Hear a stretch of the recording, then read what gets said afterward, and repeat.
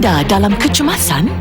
Perlukan bantuan segera daripada polis, bomba, hospital, pertahanan awam atau maritim.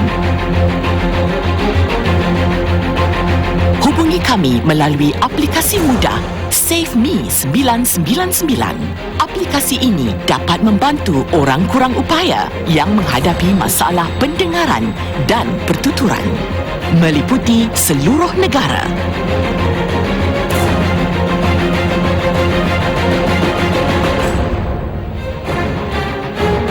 Muat turun secara percuma di telefon bimbit pintar anda. Pilih jenis kecemasan.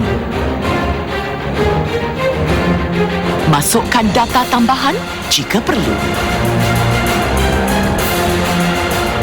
Lokasi anda akan terpapar di skrin. Klik hantar. Maklumat kecemasan dihantar ke Pusat Panggilan Kecemasan MERS 999. Bantuan akan dihantar dengan secepat mungkin.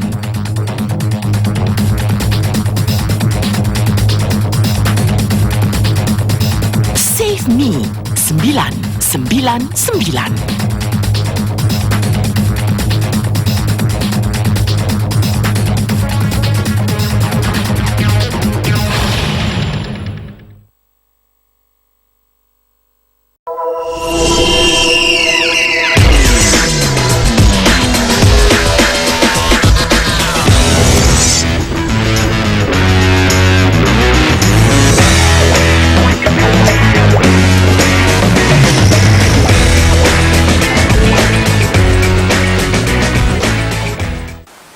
Good evening, welcome to Insight. I'm Terrence Dass. This week, you won't believe who we have in conversation with on Insight. Well, you would if you watched the promos leading up to this big moment.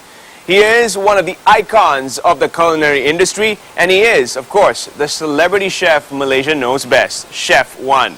Dato Ismail has also been the recipient of an associate degree from the California Culinary Academy and also a recipient of a Ritz Escoffier Diploma from the Hotel Ritz Paris. In addition to that, this is the man who has been awarded the Best Celebrity Chef at the World Gourmand Cookbook Awards. With that, it's time for Insight to get inside the mind of Chef One. Don't go anywhere. We'll be right back with the interview.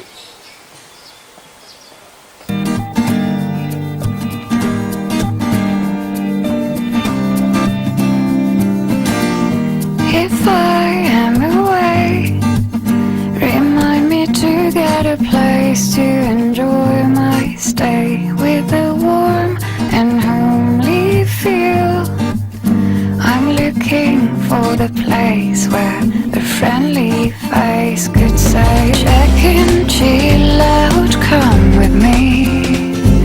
Check in, chill out, you will see there's an easy way to connect yourself. We were pleasantly surprised and greatly honored on Insight when Chef One agreed to this interview. He's been on BBC, NBC, the top 5 big talk shows around the world have all had Chef One as their guest. And to add to that, he's an ambassador for food to Malaysia. He's also a culinary superstar. The only thing he hasn't done is release a recording album, which he might do in the near future. Joining me now, my guest at this time, the one and only Chef One. I just love the way you introduce me. What a journey, huh? Yeah, you know, I would never dream, when I sit down sometimes and ponder, like, how is it possible, you know, that, you know, the last few years I've been invited, like I said, no, on such a high platform, BBC World News, Mr. Hussein, CNN Talk, you know, Asia and all that. And sometimes my friends, you know, send me a note from abroad, say, "Oh my God, you're on television, you know, on CNN." And you know what I said? When Chef One talks, the whole world listens. Wow. And that is certainly true. That is certainly true. You've had hit series after hit series. But let's go back a little and tell the story I'm sure you've told a million times. Where did it all start? You were an accounting professional. I was working in the bank, actually, counting people's money all the time. Right. But that was my initial career. But in the very beginning, you know, I was just a simple boy in the kampung. My father was in the Royal Malaysian Air Force before, and of course, you know, later part of his career, my father moved to the Felda scheme in Sungai Koyan, and of course I went to boarding school at that time, but I came back, you know, from time to time to visit my parents and all that. But even at a young stage, when I was a child living in the Air Force camp, because I was only, I think, as long as I remember, I was only about 9 years old when I first started selling kuih, cakes and all that, because there's 7 of us in the family. I'm the eldest, and you know, and my father is only a last corporal, 160 ringgit, and they need to, you know, at that time, you know, to raise, you know, 7 children.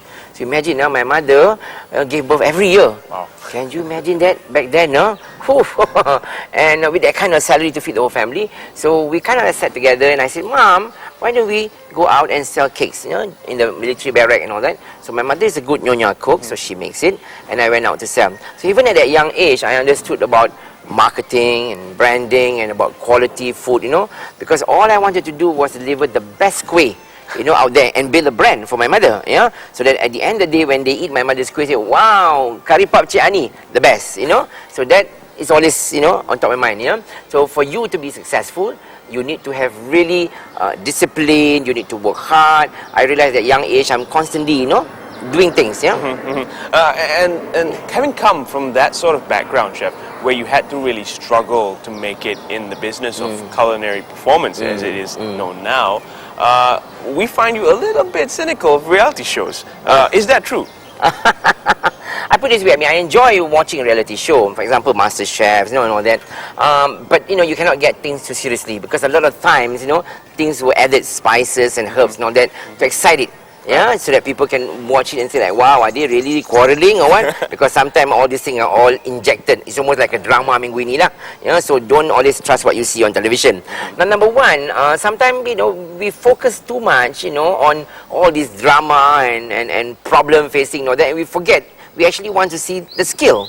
Yeah, so I think in that part I don't agree sometimes when we put too much of all that, you know, nonsense, and then not be able to see, you know, what actually the person does, whether he has the good fundamental skill of the culinary arts, the experiences in plating, in styling and all that, whether he understands what he does is correct or wrong and all that. So this is something when I watch Master Chef, you know, or other reality show for that matter, I look into all that. Now, I don't actually agree, you know, in terms of, you know, glorifying someone, you know, coming from, you know, so-called a culinary background, you know, we do that because, you know, if somebody goes out there and she loves to cook, for example, she's just a secretary in the office, you know, she spends time on the plate and working and all that, okay, she might be able to produce 1 or 2 wonderful dishes, but at the end of the day, it does not really reflect her skill, you know, because the honest truth is when you go into the culinary world, you know, you need years of experience, hands-on, and because it's a skill, yeah?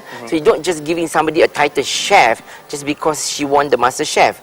You know, you could be joking because you know, we go to school to study 3 years, you know, for us to come out with a diploma, for example, in chef training, yeah, and you have to go through all kinds of, you know, examination, tests, and culinary skill and all that. But then, you know, you see somebody going into Master Chef because they love to cook, and then tomorrow, for some reason, the public vote them. And you know lah, Malaysia, we love a bit of drama. Anything somebody a bit handsome lah, well, kita vote dia lah. Or just because we don't like somebody a bit loud mouth like Chef Wan, we bring him down lah, you know. This is the danger part about reality show. Right. Because, you know, people take them so personally that at times, you know, it's just like what we call bintang popular lah. You see, just because they like that somebody, that person will be the bintang popular. But that does not mean, you know, I'm not popular lah. Even I'm not doing this kan, I'm popular too. Kan? So this is things like that happen, you know. So you cannot really trust. Whenever there's voting on a reality show about cooking, I become a little bit skeptical, chef, because I can't taste the food. There's no way for me to taste the food. And going back to your earlier comment about not trusting anything on TV, you can trust this interview. This is all real. I'm the real stuff, darling.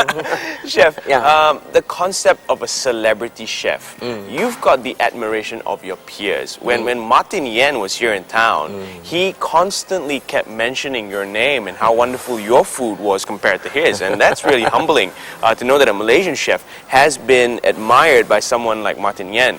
So talk to us about the concept of a celebrity chef and what that means to not only be recognized by your peers, but also gain the mutual respect of the audience. I think we have to understand, you know, when you're on television, or we call it the star chef, yeah? It takes a lot of, you know, talent, yeah, besides just skill work. Because people sometimes ask me, Chef Wan, what is the X factor? You know, that's in you and not with the rest. Right. You know, for you to be at, you know, your level. You know, and I said it's hard to define. You know, because you look at so many different celebrity chefs around the world, and each chef has their own talent, skill, experience. The fact that they come from different country, different culture, they're different. But you always, you know, when you go on television, you for sure you need to be someone who not only can communicate very effectively, yeah, and teach at the same time effectively on television, because you're a lecturer sometimes, you're cooking on television, but you also need to have, you know, a wide knowledge, skill in terms of the culinary skill. So therefore you need probably, you know, someone who is professionally trained. That helps a lot, because you're addressing the fundamental skill of the culinary arts from one culture, one country, different cuisine, all put together. Yeah. Now, at the same time, you know, you would also need, yeah, a person with a bit of entertainment value, because not everybody that watches cooking show loves to cook. Because my fans are from young children, Prime Minister to the Sultan of Brunei. They watch my show, yeah. And so people, for some reason, even they don't cook, you know, they like to be entertained, yeah. So this is what I gather from the last 26 years or so of my career on television. So you need to have that. You need to have a bit of comedy element, because at times I watch my show sometimes. Hey, you know, I can be a stand-up comedian. I can be a historian. Right. And a historian, not just narrating stories about the fall of the Constantinople when I was, you know, in Turkey, standing in front of the Topkapi Palace. I mean, you share history. It's not just about food. It's culture, it's history. Yeah. But at the same time, you know, you need to have a bit of, I said, no, a bit of happiness in you. Yeah, bubbly. So the personality. Yeah, so that's why you notice people who goes on television are people with great personality, charisma. So this adds up, you know, what makes a good TV chef, or today we call him a celebrity chef. Because today every Tom, Dick and Harry and Sally wants to be a star. Yeah, True. And so that's why you notice we have many young chefs coming in. Some as young as 21 years old, 22, 23. They just graduate, you know, from colleges, fresh. You can almost smell them like the leaf around here, fresh, yeah? And then you can think like, and you're standing there watching these kids, you know, like, why are they at 22, 23 years old not down there at the restaurant, at the hotel, slaving away when I was there before? Right. You know? And today we see young and younger talent, especially for this country.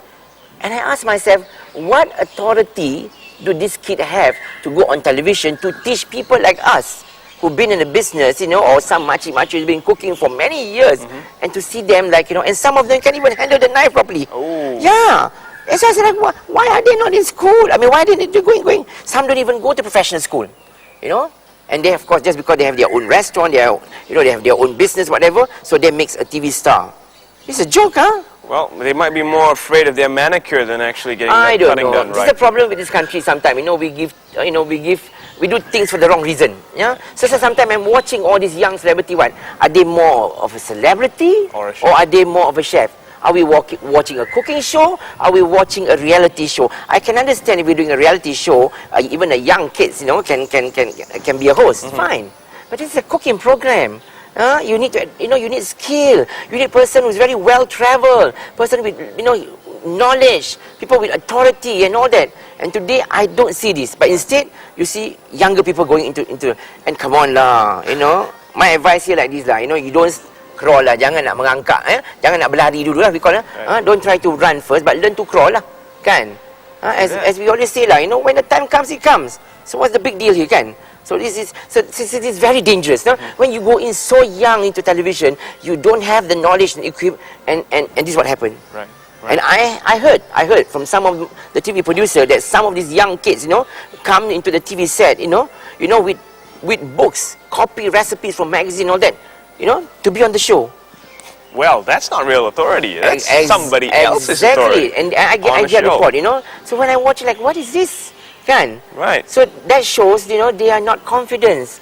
Yeah, they don't have the knowledge and skill. If they have to copy recipe from cookbooks, they have to change it, then they don't. So that's why I think, you know, we're going in the wrong direction today. But only in Malaysia. Other country, you don't see 21-year-old kid going like that, not doing, yeah. Well, on that note, Chef, you've had so many hit series around the world, in fact. What kind of a reality show would you produce, given the opportunity? Well, I think, you know, you can bring a person, you know, it doesn't have to be a professional chef. For example, you want to find a juara lah tukang masak, kan? Not master chef lah. Because for me, when you're master chef, you're up there. I'm not even master chef. I'm master G. I'm telling you. I dare not even put myself at that level, So, and then you see also more and young kids today. The minute they graduate from master chef, they're producing a cookbook. I love this. Dah buat buku masak, cookbook. Imagine that. When I was in the World Gourmand Food Media Award, and also the Cookbook Award in Paris last year, I met Chef Michel Hu. He's a top 3 Michelin star chef, been in business like donkey years, very well respected by the whole world. Michel Hu. And he produced a cookbook called Egg. It took him 7 years to produce the book. Wow. And while he was selling about that, and he mentioned just like what I said, today he sees all these young chefs going in to produce books. And his question is like, what authority do they have to produce a cookbook? Anything as long as we make money can lah. Publisher sales lah. We also want to make money lah. So they flood the market. So when I say this kind of thing, people say I'm jealous. I don't know. Been there, I've done it lah. My show is seen today on Fox Television. Right. Almost 50 over countries. Every morning you celik mata, you see me on television at 7 o'clock. There's not an inch of me, to feel jealous. But when I watch a cooking show, I want to see all these I want to see all this talent that I can learn, that we can actually have a healthy competition. Now going back to your question again, sorry. What kind of a show would you? Okay, what kind of show reality? Well, I don't mind, a cooking show that we challenge all these young children come back, then we give them, a prize for that. So we encourage them, inspire them. It's good to have reality show, but don't put too much drama lah, all that, So when you go to do the show, we really want to look at skill. We want to look at the talent. So we want to look at the confidence, in their hands, skill, cutting, and at the moment, their creativity, their innovation, and all that. When we put a basket of fruits down there, and now we challenge you. But not when we put the basket, they already see what's in the basket lah. But Master Chef, you got to see all that really, they know. Right. Sometimes, so how? Well, it's interesting about the concept of a reality show today, where the winner usually goes on to not only get a cookbook, but perhaps own a restaurant, and a lot of other spin-off things that come from that victory. What should we reward the winner of a reality show with? Well, I think, for example, if they have not gone into colleges, they've not gone into, we can also reward them, for example, to take, a leave of absence if they want to pursue their dream to be a chef, and then go to the cordon bleu. They can take 6 months course, 8 months course. We can provide them with all that. So we basically encourage them. It's not a problem, I mean, for me, if they inspire to open a garai, a restaurant business also, because they had the, and we send for courses, because you need to have the food and beverage courses when you go in, because going into business, it's not just about just cooking. You got to understand sanitation, hygiene. You study about purchasing, food costing, managing. Everything. Labor cost. Oh, you name it. It just goes on and on.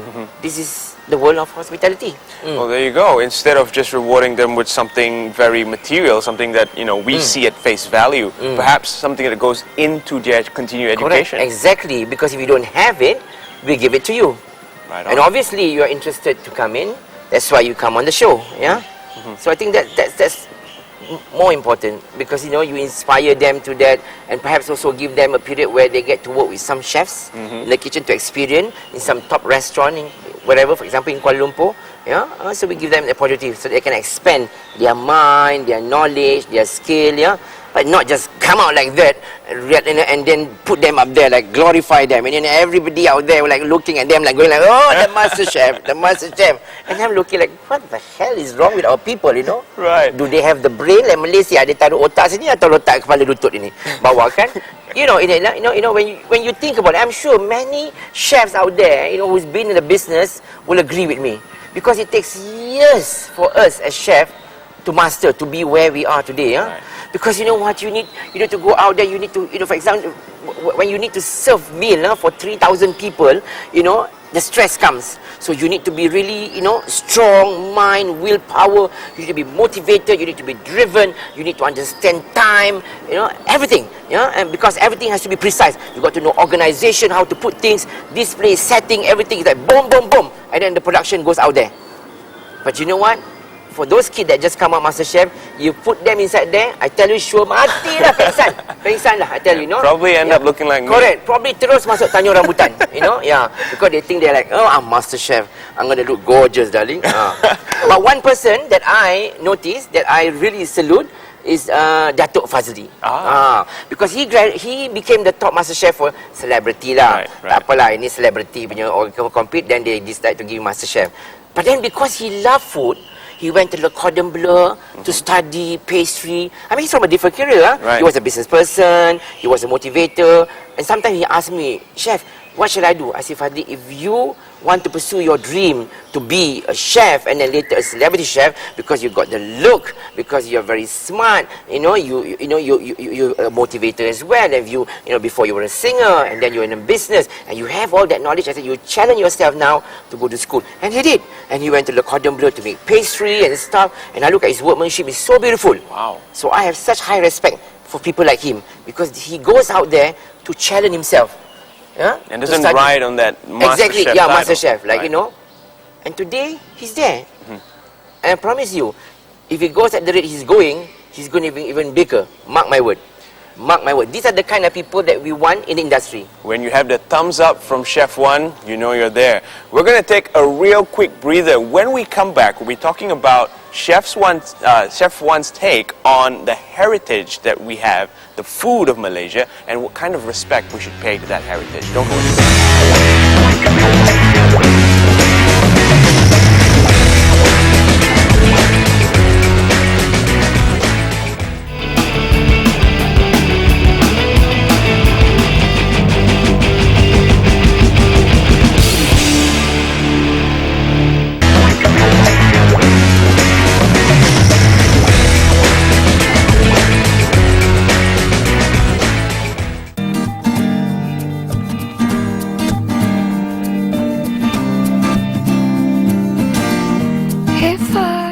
You're watching Inside, and we're hosted here at the beautiful Pullman Putrajaya. And we're continuing our conversation with Chef One. And when we took a break, we were speaking a little bit about the idea of a celebrity chef and what Chef One thinks about reality shows.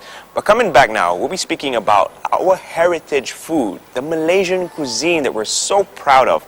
Chef One, Yes. Before we get into talking about the heritage of Malaysia and the food, you're an ambassador of food to Malaysia. Yes. How did you get this role? I mean, I know it goes without saying you're already an ambassador, but when did it formalize? I think I've been in the business for almost 27 years, yeah. Right. And I think the last 27 years I've been going out aggressively, promoting Malaysia, representing Malaysia with Tourism Malaysia, for example, the Malaysia International Trade Board, Maltrade, where we sometimes take 60 companies. And I'm there representing all these food companies to promote our Malaysian products. I go out there to sell. As you see, I'm such a salesman. I can even sell ice to the Eskimos when I open my mouth, and the whole world listen. They certainly do. It's so funny, and of course I do it, with a certain style and humor and all that. And I realized, in my younger days, when I was, not anymore now, when I was with Maltrade and all that. Of course, with Malaysian Airline and Tourism Malaysia, and I always seem to attract, a lot of people. I think people just love watching a person who goes out there in control, cooking, having fun, sharing history, culture, food, my opinion about the whole world and all that. And so, and I remember that all the big fair, okay? Sahel Food Expo in Paris, Anuga Fair in Cologne, Germany. The organizer would come back like, oh my God, Chef One, I think you command the biggest, crowd in this trade fair. And this is the World Trade Fair. We're talking like how many countries, representing in that food hall. So I'm very happy, and also I think since that period, a lot of people have been giving me this like, oh, he's the food ambassador of Malaysia. So and that's how it all started. Yeah, and of course, I think 3 years ago I was officially appointed by Ministry of Tourism. Right. And of course our Prime Minister. The role as the food ambassador of Tourism Malaysia. Yeah, but for me, not important lah. Ambassador or not, everyone who goes out to represent the country is an ambassador. No doubt, I'm the only one officially lah. So for those all the other chefs who go and use all their baju, title, food ambassador can strip, okay? Because that's not proof. Yes. Tak bertauliah lah. Watch out for the Yeah. legal repercussions. Oh, there is out there. And they know who I'm talking about. Well, Chef, coming back to the idea of heritage food, a food or a dish that signifies that country, and we have so many here in Malaysia, being a country of melting pots. Talk to us a bit about your favorite heritage food. You know what? Because I'm representing Malaysia, I know, and I love, Malaysian cuisine, and I don't have anything special, But of course, there are some that I eat more than usual. Of course, I love all my fried kway teow, I love my nyonya laksa, and of course, my nasi lemak. Like, who would not die for nasi lemak? Provided a complete one lah. Means when you eat, you have to have soto, you got timun, you got, because you want everything to be balanced diet and delicious, So that's why, I take pride, in our Malaysian cuisine, because when I go out there, in the last 27 years, to appear in all the world television station, I get invited to all the world festival and all that. So each time I go out of the country to present, to represent Malaysia, I always take pride in preparing all this wonderful cuisine from different region in Malaysia. And sometimes, we go by a certain, topic like the wedding food, ataupun sajian istana, the royal cuisine of Malaysia. Sometimes we talk about the street food of Malaysia. Sometimes we just talk about the food, in Sabah, Sarawak, in the rainforest, how people can gather things and cook, and foods are very simple but yet very healthy. So it depends on the topic, that I might want to present, on that very, very day. So I take pride because we're a country, which is so diversifying, So that's why I always, mention this, People ask me, Chef Wan, what is food to you? As an ambassador for the country, I said, to me, food is about connecting to people. It does connect to people. Through food, we find love. When we sit together among friends, relatives, it does not matter lah what color of your skin or whatever, kan. That's why I always say, through food, we find love. We find friendship, we find peace. And remember, respect to every humankind. Right. When I see you to your heart, not for the color of the skin, because you're black, you're white, you're Jewish, you're Indian, you're Buddhist, you're gay, you're lesbian. I don't care what you are, because I'm not God Almighty, the Creator, to judge upon you. As I always say, no one has gone back to their life and come back and said, hey, we're all going to go heaven, we're going to go hell, because we all choose to believe by the books. Right. And so important to respect each other's. And Malaysia is a perfect example to the world, as I share. So that's why today you look out there, as an ambassador, I always make this statement, like how sad to see people fight over greed, over power, over territory, over oil, or you name it, a color of the skin, and I still don't understand. And I kept telling people, like, what is wrong with us, I mean, we fight from the millennium period, Greek civilization, bergaduh, from the Byzantine Empire, the Roman, and then we go to the Ottoman Empire, also we still fight. We build temple, kasih runtuh. We build church also, we bring down. We build mosque also, we bring down. All this can, if there's anything that's left today, if you really think about it, it's food that unites people. Right. And Malaysia is a perfect country. And that's why I want the world to see us as we are. And so we must not get our mind poisoned by all the politicians. No one care lah, whatever they say politic lah. But when it comes to Malaysian, syuru tak boleh miss lah. Yes. We must love each other, because we are so proud to have our Indian brothers and sisters, Chinese. Ayo, ciak makan, celebrate lah every year, and love for one another. And we take the world as an example. How even the Muslim country, they fight like crazy. They kill each other, whatever. Even the Christian and the Protestant and all that. If you look at the black and the Rwanda and all that, every colors, every community, there's always something yang tak kena. So we don't want to see that example. We want food to unite people. Right. Because that's where love is, kan? Betul tak? You have such great respect for food, but there are businesses out there who serve char kway teow with just the kway teow, nothing else. Some serve banana leaf without the banana leaf. It's just rice. So, what's your opinion of businesses that show that amount of disrespect for the authenticity of a cuisine? Yeah, that's why I tell you, it is very important that today, we go out there to educate, all these young chefs at school and all that, to learn the right way. There's no other way. the right way. Yeah, this is how it's done. This is how our heritage food has been presented, and eaten all these years, and we should be very proud of it. And that's why I remembered, one of the hotel in Kuala Lumpur when I went to have their Nyonya Laksa, and you know what? It was not Nyonya Laksa. And I told the chef, and I told also the restaurant manager that this is a mee curry. There's a fine line between mee curry and Nyonya Laksa, and so I went and made a statement down there. The GM telephoned me, and he says, Chef Wan, I apologize after what happened. I investigate, and you know what? You're right. And you know what? I went back yesterday, they changed into the Nyonya Laksa, and it tastes delicious. Wow. So that's why I value people like that. Because you know why? Why is it sometimes when we point out mistake to people, they become defensive? Right. I got no kacang lah, got contamination. All I want to do, if you make mistake, you apologize. I'm sorry, change it. Change it. It's so difficult to change. But instead, we keep apologizing. All this we keep adding lame excuses. I cannot cut the cucumber lah. All that lah. Got no time lah. All this lah. Like what can? So that's why for me it's like if we have a problem here, address the issue, change it. Chef, for a business, it's all about economics. Perhaps maybe they feel that by cutting certain corners, they're going to be making a little bit more money at the end of the day, or preventing themselves from going into the red. I think that's wrong. It is wrong because when it comes to quality of food, you don't compromise, especially in such situation. In such situation, when you have to be a representative of your country, you must go out there, stand tall, and stick to your principle.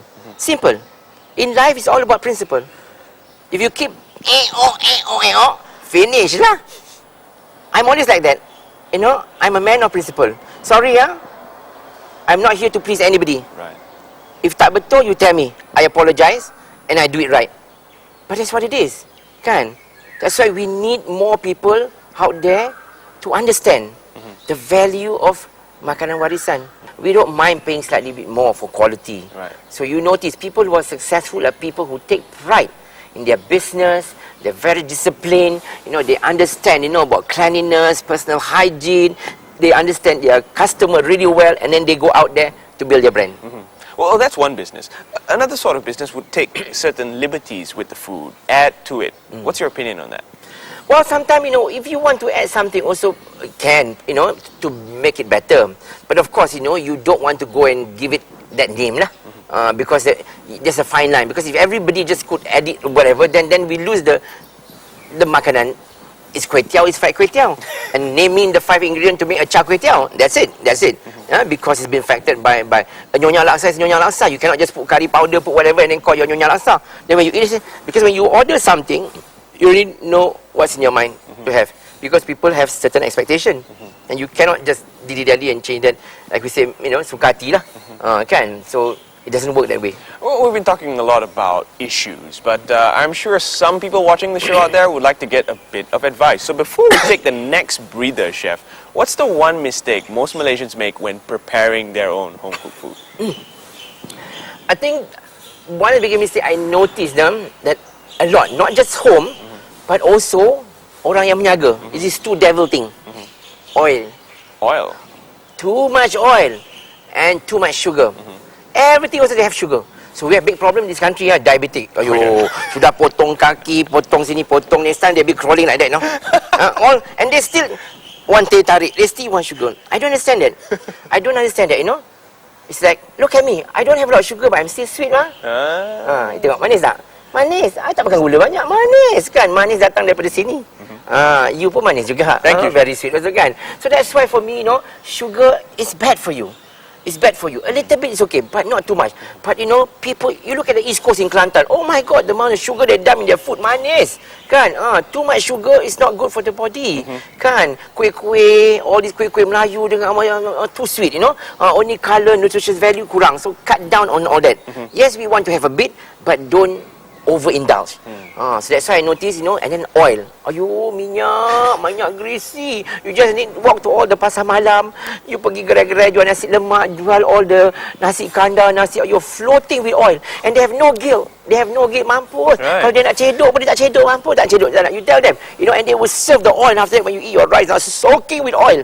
And there are people who really wall up, wow, so nice, sedap. They don't think about their inside there, like going, inside there, all the part,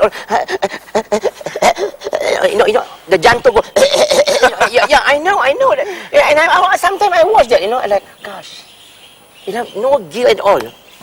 Oh, what can they do So to substitute? of course they can do, because as I always say, it's very important. Life is a choice. Right. Kan? Memang ada pilihan. Bohong kalau tak ada pilihan. Kan?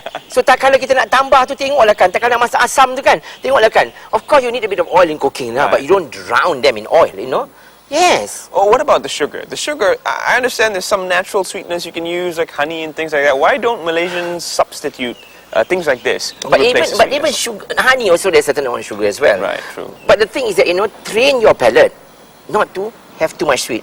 You see, ini lidah, banyak train. jahat, very jahat. If you don't train your lidah, you constantly you get used to it. It's like drugs. You get addictive. Macam dadah, kan? You want more and more. That's the thing. So that's why you notice sometimes people with diabetes and all that, they must have teh tarik kan. Macam mana pun dah kudung kaki, potong tangan semua pun, they will ask their wife, can give me the straw or not? Cannot hold already. And one of them is my dad lah, passed away already. Must give his teh tarik, and he will need to suck it. Kaki dah kena potong ni. I say, oh God, must go. Put in the car.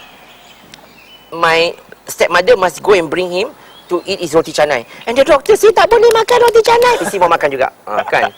So ini like Malaysia gali lubang lah. You dig your own grave. So there are a lot of people out there. And this is a serious matter when it comes to food, because we need to be a bit more responsible ourselves.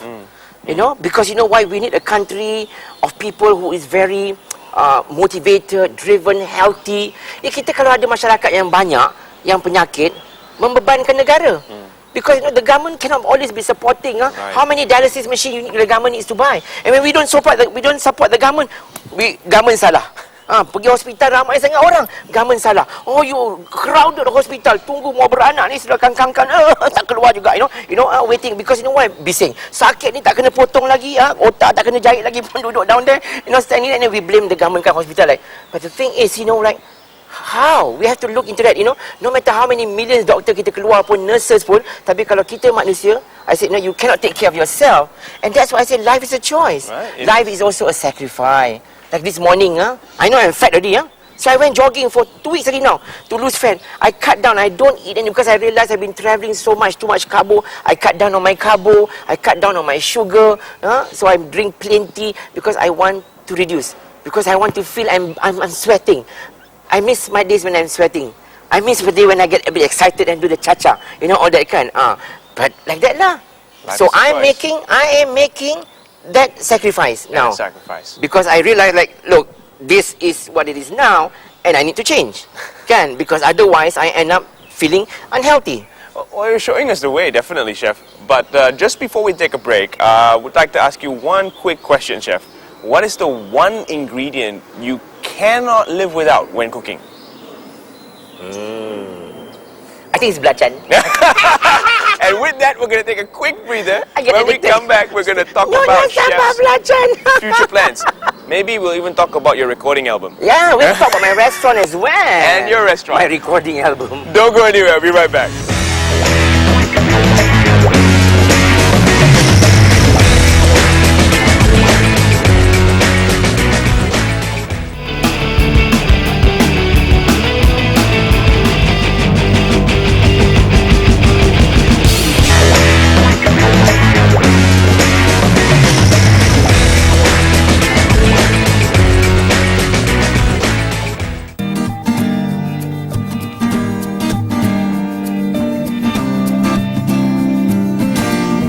If I am away, remind me to get a place to enjoy my stay with a warm and homely. You're back on Insight, and this week we're hosted at the beautiful Pullman Putrajaya. We're in conversation with the one and only Chef One. Just before we took a break, we're speaking about how food is prepared. So coming back, we thought it apt to talk about Chef's brand new restaurant. Chef, Yes. Where's it going to be at?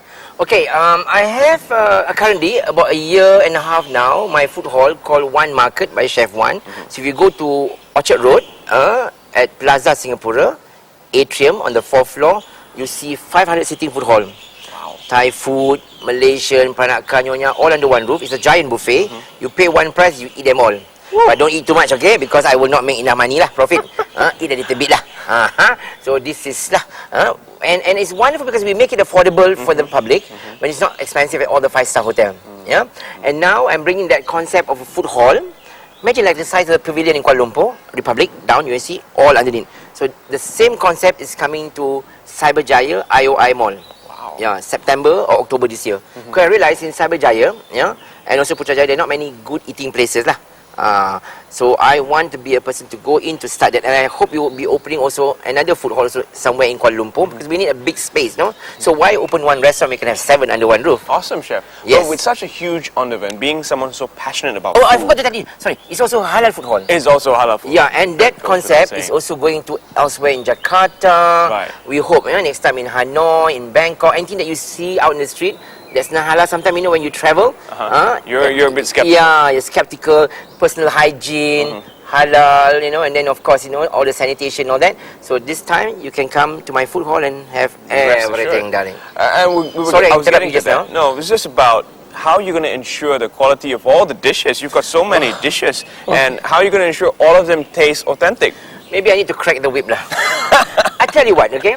When I sat down to discuss it, the only success of One Market I see here, if is to bring in all the top experienced Malay chef coming from various region. And for me to acquire that is to pay them lah. At the end of the day, it's all about money lah. Oh boy, I'm ready to go and steal everyone out there. Yeah, come and apply, they can go and, and through my, what they call it, write to me through my, what they call that, Facebook nowadays, you have all the inbox you can put inside there, or you can go my email chef158@yahoo.com. They can write also for application or that. Go to my Instagram also, they can put that. So I'm looking for all the wonderful chefs from all over the country because I want to put under one fold, because this is like a concept. Because once we have this so-called formula of all the wonderful cooks and all that and presenting great food, and then we take this and then move them to another country. Because what I want to do is really brand Malaysian cuisine, regional, street food together under one roof. And that becomes a halal food hall, London, Dubai. Woo! Sounds exciting, Wow. huh? I hope to live another 100 years. Wow, Chef, you definitely have a big idea there, a plan that's going to But really but today, take over to the me, it's world. just a brand. Chef One today is just a brand. When you think like a supermarket, like cold storage, it's just a brand. But for the brand to be successful, I need to have nothing but the best. Awesome. If you ever need a... I can't do it all myself, huh? Yeah, but I understand this country has a lot of very talented people. True. Waiting to be discovered. Come here, darling. Come here. Huh? So it's chef158@yahoo.com if you think you're suitable for the position. Yeah. Chef, And don't forget, we also bring them, once it's there, we also bring them to work elsewhere in the other country. So they get a chance to work in Dubai, they get a chance to work in London, they'll be traveling. Wow. Yeah. you'll What be a fantastic seeing job. all the major landmarks of the world. Thanks to Chef One. Chef One market. Because I know Malaysia is such a beautiful country. We have such great food. We have to go there very aggressively. We've got to build a brand. Yeah, because it's the time to go. No one has gone really up there like that, like this. So I want to go, and I have, and of course my investor. They're very, very powerful people. They are billionaires. So the money practically just dropped from the sky lah. I'm like, boom, Dato. I just need to open the kain batik only. Like, wow, crash. Yes, dah lah. Well, Chef, I was going to get into your cookbook. Now, you yeah. alluded to a cookbook that took 7 years to write. How long did it take you Now to I have about 9 prepare yours? cookbooks. Yeah. If you look at my Marshall Cavendish publisher, all my cookbooks are bestseller in Asia. Awesome. Oh boy, they sell. See, I don't have to sing. Thank you to all my fans. And many have given me feedback. I love your cookbook, Chef One, because every time I try the recipe, jadi. It works. It works compared to many others that sometimes does not work. I say thank you. So I have that reputation. So that's why, making cookbook takes some time. So my next one that I want to do is a simple booklet recipe that I want to do just for quick meal. For breakfast, for example, for high tea. I wanted food for kids, for confinements, all that. Then eventually, I'm doing a thick book at the moment now, and that one is the best of Chef One, flavors of Thailand. Wow. because I love Thai food like many of us. We want to learn the secret of making good Thai green curry, tom yum, you name it, fish, seafood, blah, blah, blah. So I put all the collection of all the great recipes which I've traveled all over Thailand. I filmed many times. Do you know I received an award from the King of Thailand too? Wow. From Tourism of Thailand, yeah. A few years ago, I think 3 years ago, I received Friends of Thailand award, and also from the King of Java. Yes. Yeah. Kings eat your food. Yeah, King gave me a award. Kings are treated to the Chef One dish just as you are if you prepare a dish based on his cookbook. Sometimes, when I look back at my career, I laugh at myself. I say, like, how in heaven I actually have arrived, there. And you're not done yet. It's Besides watching you on this program, Chef One, you're going to have a brand new show, yes, which is going to be all over the world. Yes. Talk to us about that. Okay. At the moment now, my series on Fox Television, because Fox is launching their own network called 24 Kitchen, and 24 Kitchen is the biggest food network all over the world. So they open the network progressively. Right now is in Northern Europe, means country like Scandinavia, as well as Holland and all that, they get it. And I was just told, about 2 weeks ago, that my show now is on prime time television and is the highest rated. Imagine that, the highest rated on prime time on Fox Television and international, And Fox congratulate me and send letter, and obviously the people love the show, so I'm really happy because they say I make them happy, and I'm one happy chef, and the show is me traveling in the caravan, promoting Malaysian cuisine and all that, and the challenge between all the top British pasties, pork pies, and all that food, fatty food, and shot in South England. Yeah, and we stop at all the different destinations in South England, and I cook, and the public get to taste, and the bite challenge. And can you imagine, out of 13 episodes, I won all the 12 episodes. Yeah, between 60 against 20 marks about that. I only lost one to the British fish and chips. Fish and chip, yeah. But that fish and chip is the national award for the country. Oh wow! Yeah, I found out. The whole of United Kingdom, the #1 award winner for fish and chip. It's okay lah, kalah pun tak apa. I'll take nasi lemak any day. Yeah. Oh, they love the nasi lemak. We did the nasi lemak. We won 18 marks against 20. Satay, mutabak. Oh, the show is, it's a lot of fun. So I went out there to really brand Malaysian cuisine and show how. But there's some Thai as well and some Indonesian. So it's lovely. And so now that's for Fox. And now at the moment, now I'm also working, seriously. I want to do a series on our Malaysian heritage food, really to go back to the basic, traveling, perhaps on my caravan, going to all the village and all that, exploring, all this food. So I'm looking for sponsors who kind of like, wants to spend the money more like a CSR project. So what it is that, we're giving back to the community. Because these days, to get sponsorship is not easy sometimes, for cook show and all that, unless you're selling something, you're selling ketchup, you're selling chicken or minyak, then you get to do a show, or curry powder, whatever, so but I don't want all that. I just want to go out there, to put myself just like anybody and educate every single Malaysian, to learn back the basic fundamental skill of the Malaysian culinary arts. Going back to the roots, yeah. So we're going to be, with the machi or the old granny and all that, and bring back this beautiful cuisine into television. So I hope if there are people out there who are interested to come and help and support me, for this series, please, let me know, because I want it, because it is more like a CSR project. Chef, for the country. I'm sure you have millions of fans around the world, but would you welcome any more? How can we follow you on Twitter or like you on Facebook? They can go on my Instagram, Chef One, very easy. 58 is my year of birth, as you can see. I'm 56 years old, all turning grey like a granny. At least you still have all your hair. Yeah, you're right. You're right. And okay, Chef 158, that's my Instagram. But my Facebook is very private, but they can go on my Instagram, Chef 158. Thank you very much for being here in conversation with us on Thank Insight. you. It's a pleasure. Yes. Pleasure speaking to you, Chef. Thank you. And thank you so much to all my fans. And, I hope, everybody enjoyed the show. On that note, guys, this has been one exciting episode of Insight. I really had a blast speaking to Chef One, and we'd like to thank the lovely Pullman Putrajaya for hosting us for this lovely piece of conversation. We hope you've enjoyed the show. Don't forget, stay tuned, same time, same channel, next week, Insight. I'm Terrence Dass. Have a good night, Malaysia.